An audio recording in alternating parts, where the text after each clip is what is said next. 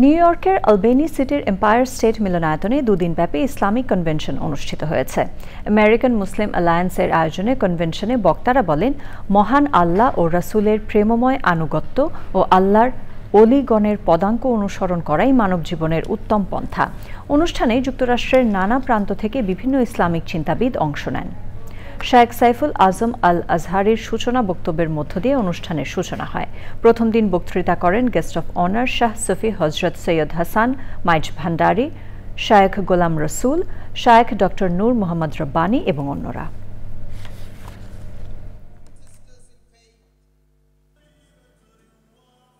আলহামদুলিল্লাহ, আশানুরূপ আমরা যেটা চাচ্ছিলাম যে তরুণ প্রজন্মের মধ্যে একটা সারা জাগুক, তারা চরিত্র শিখুক, তারা পারিবারিক এবং আমাদের যে সামাজিক যে ব্যবহার, সামাজিক যে আচার আচরণ সম্পর্ক, সেটা তাদের ভিতরে ডেভেলপ করুক, একটা সচেতনতা তৈরি হোক।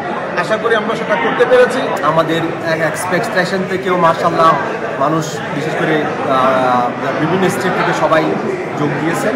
সবাইকে অনুরোধ করবো কালকের সেশনে আপনারা সবাই আসবেন।